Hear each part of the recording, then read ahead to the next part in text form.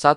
Supriyadi. Supriyadi adalah komandan Peta Blitar yang pada 14 Februari tahun 1945 berani mengangkat senjata melawan Jepang. Saat itu, rakyat dipaksa bekerja sebagai Romusha dan hidup dalam tekanan. Supriyadi bersama pasukannya memilih melawan, meski sadar bahwa kekuatan mereka jauh lebih kecil. Pemberontakan akhirnya berhasil dipadamkan Jepang. Banyak anggota PETA ditangkap, diadili, bahkan dijatuhi hukuman berat. Tetapi justru Supriyadi, tokoh utama pemberontakan itu, tiba-tiba menghilang. Sejak saat itu, keberadaannya menjadi salah satu misteri paling menarik dalam sejarah Indonesia. Tidak ada jasad yang dapat dipastikan sebagai miliknya. Tidak ada makam yang bisa diverifikasi. Bahkan setelah Indonesia merdeka, Supriyadi tidak pernah muncul secara meyakinkan di hadapan publik. Disinilah kontroversinya bermula. Ada dugaan Supriyadi tewas setelah pemberontakan, kemungkinan dalam pengejaran Jepang. Namun cerita lain menyebut dirinya berhasil melarikan diri dan hidup dengan identitas berbeda. Masalahnya, sampai sekarang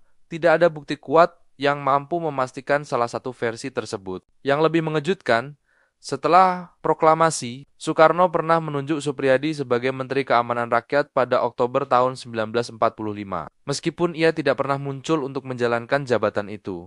Jadi, apakah Supriyadi benar-benar gugur pada 1945?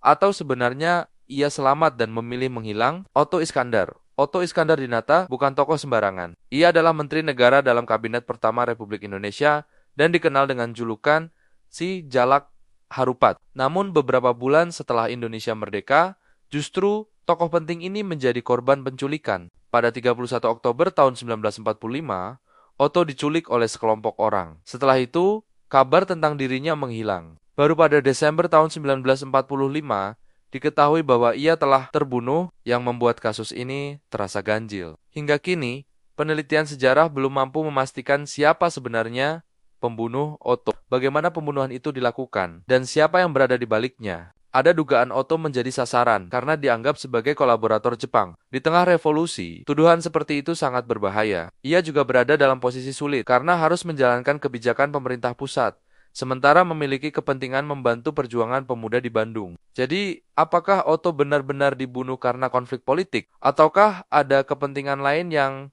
lebih besar? Yang pasti, kematiannya memang telah diketahui, tetapi dalang dan rangkaian lengkap pembunuhannya masih menyisakan lubang besar dalam sejarah Indonesia. Ketiga, Dr. Muardi. Namanya mungkin tidak sepopuler Soekarno atau Hatta, tetapi Dr. Muardi adalah salah satu tokoh yang ikut mempertaruhkan hidupnya pada masa perjuangan kemerdekaan. Ia dikenal sebagai dokter sekaligus pejuang yang aktif dalam pergerakan. Pada 13 Oktober tahun 1948, Muardi pergi untuk menjalankan tugasnya sebagai dokter. Setelah itu, ia tidak pernah kembali. Dalam situasi politik Indonesia yang sedang kacau akibat konflik bersenjata dan pertarungan antar kelompok, hilangnya Muardi langsung menimbulkan tanda tanya. Yang membuat kasus ini sulit diurai adalah minimnya kepastian mengenai apa yang sebenarnya terjadi kepadanya. Ia kemudian dinyatakan meninggal. Tetapi kisah tentang bagaimana ia menghilang dan siapa yang bertanggung jawab tetap menjadi bagian yang kontroversial. Ada dugaan ia menjadi korban konflik politik pada masa revolusi. Namun tanpa bukti lengkap mengenai kronologi dan pelakunya,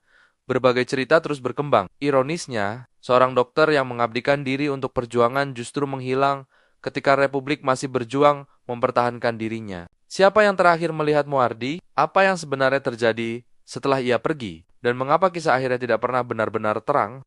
Keempat, Wikana. Jauh sebelum namanya dikaitkan dengan sebuah misteri, Wikana dikenal sebagai salah satu pemuda yang berani mendesak Soekarno agar segera memproklamasikan kemerdekaan Indonesia. Namun setelah Indonesia berdiri, perjalanan politiknya berubah drastis. Wikana kemudian aktif dalam pemerintahan dan organisasi politik. Setelah situasi politik Indonesia semakin keras pada pertengahan 1960-an, keberadaannya perlahan menjadi kabur. Wikana disebut menghilang setelah pergolakan politik 1965 sampai 1966.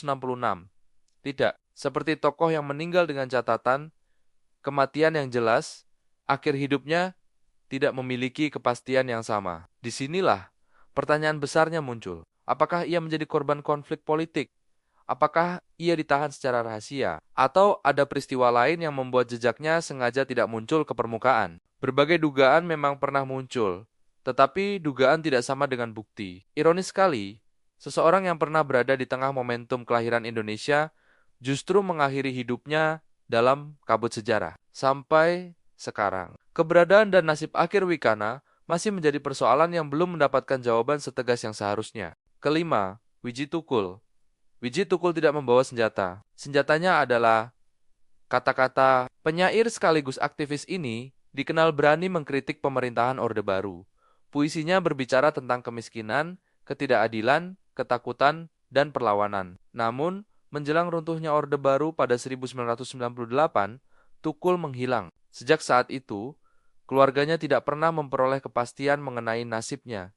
Tidak ada jasad, tidak ada makam, tidak ada kepastian apakah ia masih hidup atau telah meninggal. Kasusnya semakin serius, karena Wiji Tukul termasuk dalam kelompok aktivis yang hilang pada periode tersebut. Komnas HAM dan berbagai organisasi HAM selama bertahan-tahan terus menyoroti kasus penghilangan paksa ini. Teori yang paling kuat mengarah pada dugaan bahwa ia menjadi korban penghilangan paksa. Tetapi, pertanyaan paling penting justru belum terjawab.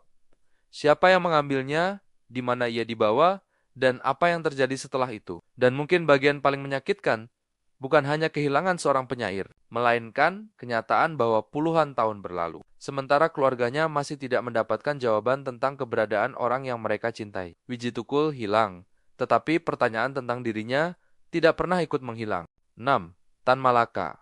Tan Malaka adalah salah satu pemikir revolusioner paling kontroversial dalam sejarah Indonesia. Ia bergerak di dunia politik, menulis gagasan tentang kemerdekaan, dan memiliki pengaruh besar terhadap sebagian gerakan perjuangan. Tetapi akhir hidupnya justru sangat mengejutkan. Pada 21 Februari tahun 1949, Tan Malaka dieksekusi oleh satuan lokal TNI di Selopanggung, Kediri. Namun kabar mengenai kematiannya tidak langsung diketahui publik. Bahkan lokasi makamnya baru berhasil ditelusuri puluhan tahun kemudian. Selama bertahun-tahun, ketidakjelasan itu membuat kematian Tan Malaka dipenuhi berbagai spekulasi. Siapa yang memerintahkan eksekusi? Mengapa seorang tokoh revolusi justru dibunuh oleh sesama pihak Republik? Penelitian Heri Apus kemudian mengungkap lebih jauh mengenai lokasi, waktu, dan pelaku eksekusi tersebut. Jenazah Tan Malaka bahkan digali pada 2009 untuk dilakukan pemeriksaan. Namun tetap ada pertanyaan yang membuat kasus ini panas.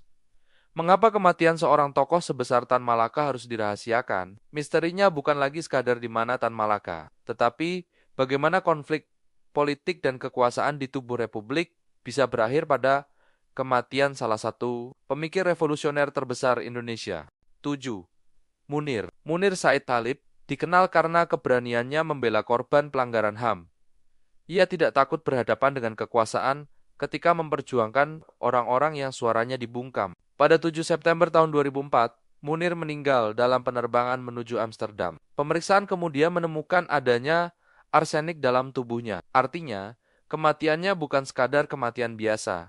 Ada bukti yang mengarah pada keracunan. Kasus ini langsung mengguncang Indonesia. Beberapa orang kemudian diproses secara hukum terkait pembunuhan Munir, namun sampai bertahun-tahun setelah kejadian. Pertanyaan mengenai siapa aktor intelektual di balik pembunuhan tersebut tetap menjadi salah satu bagian paling kontroversial. Mengapa Munir harus dibungkam? Apakah karena pekerjaannya membongkar kasus-kasus pelanggaran HAM? Apakah ada kepentingan tertentu yang merasa terancam oleh perjuangannya? Itulah yang membuat kasus Munir begitu sensitif. Pelaku tertentu telah dihukum, tetapi pertanyaan mengenai keseluruhan jaringan dan dalang pembunuhan masih terus diperdebatkan. Seorang pembela HAM mati di dalam pesawat, bukti racun ditemukan dalam tubuhnya. Tetapi bagi banyak orang, cerita itu belum benar-benar selesai. Karena sampai sekarang, satu pertanyaan terbesar masih menggantung. Siapa sebenarnya yang memerintahkan Munir untuk dibungkam?